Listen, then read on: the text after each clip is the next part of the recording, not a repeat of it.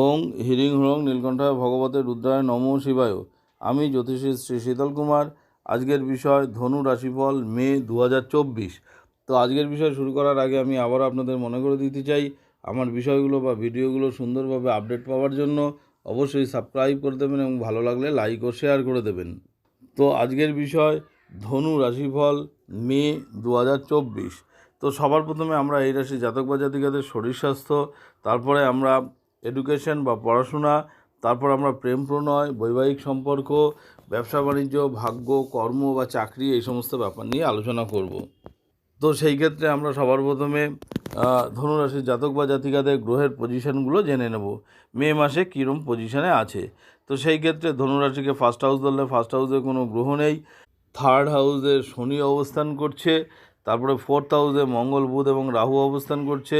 বুধ 11 তারিখে ফিফথ হাউসে প্রবেশ করবে এবং ফিফথ হাউসে রবি শুক্র অবস্থান করছে।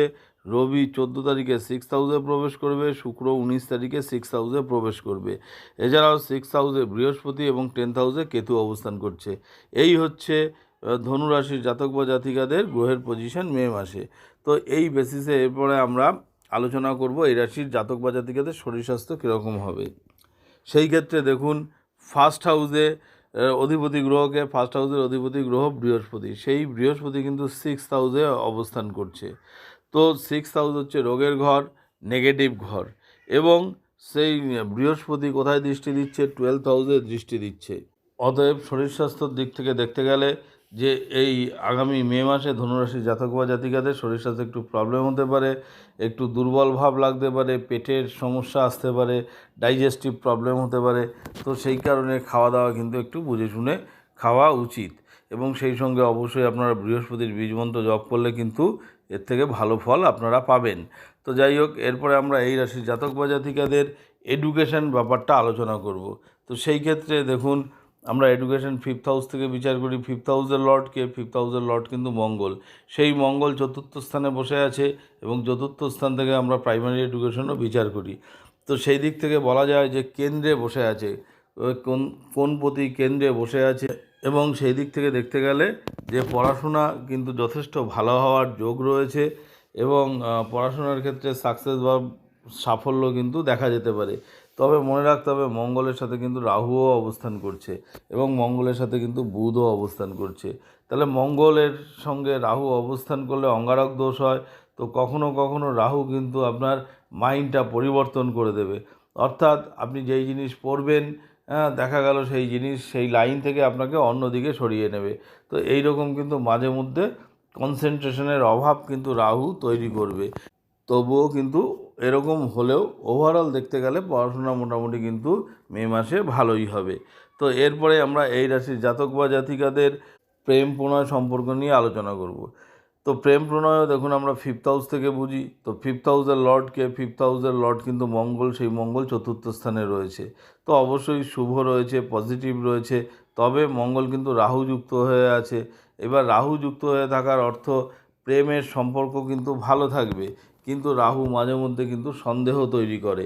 তার সঙ্গে ফিফথ হাউসে রবি এবং শুক্র অবস্থান করছে। তো শুক্র কিন্তু পজিটিভ গ্রহ প্রেমের ক্ষেত্রে, এবং রবি কিন্তু এই ক্ষেত্রে উচ্চ ভাগ্যকারক গ্রহ।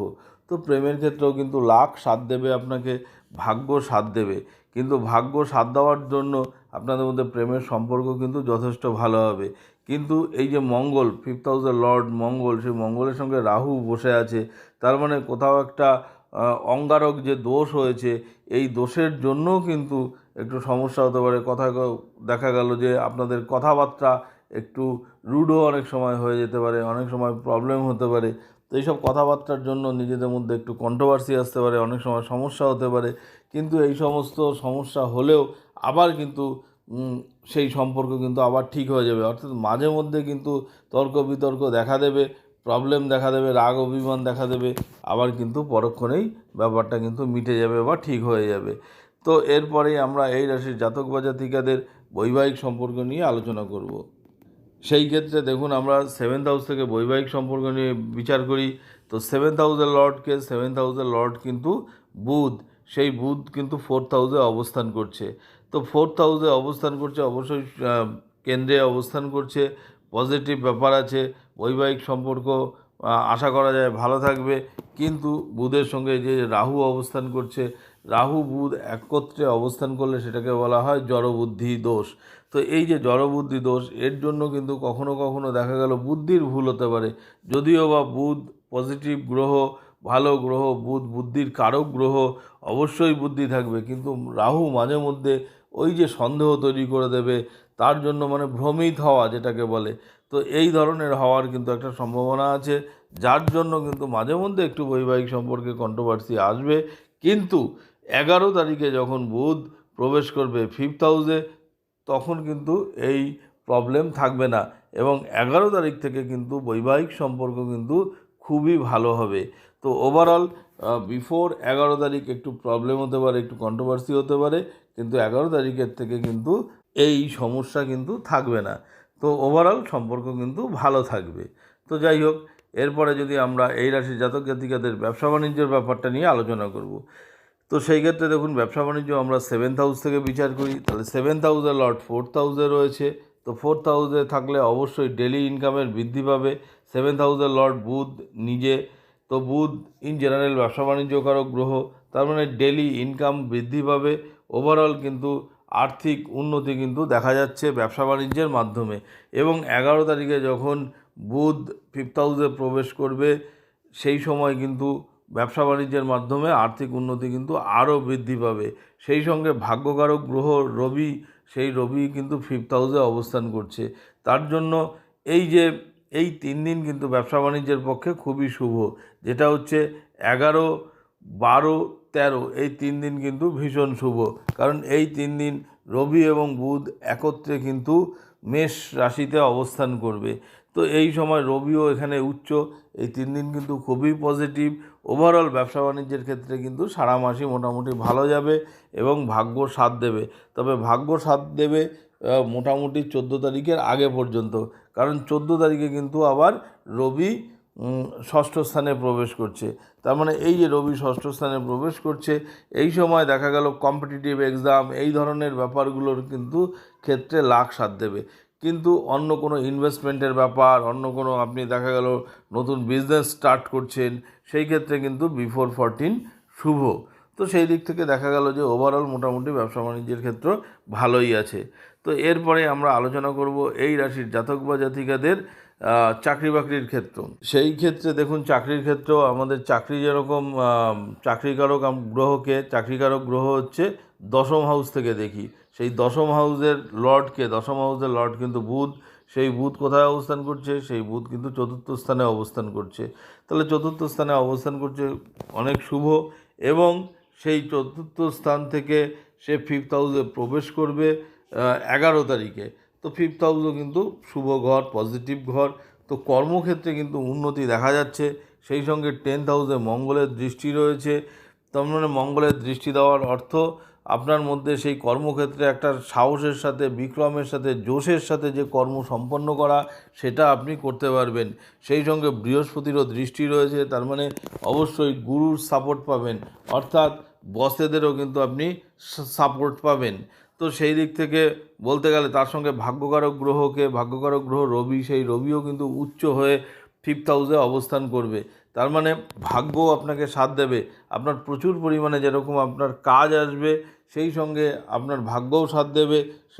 এই জন্য কিন্তু আপনি কর্মক্ষেত্রে কিন্তু আপনি যথেষ্ট উন্নতি করতে পারবেন, আপনার লক্ষ্যে কিন্তু আপনি পৌঁছতে পারবেন। কিন্তু 10ম হাউসে কিন্তু আপনার কেতু অবস্থান করছে। এবার কেতু কিন্তু প্রত্যেকটা জিনিসে, বা কেতু যখন যেই ঘরে অবস্থান করে সেই জিনিসের কিন্তু একটু এফেক্ট ডালে। তার মানে কি, কর্মক্ষেত্রে কোথাও একটা অসন্তুষ্টি কিন্তু আপনার থাকবে।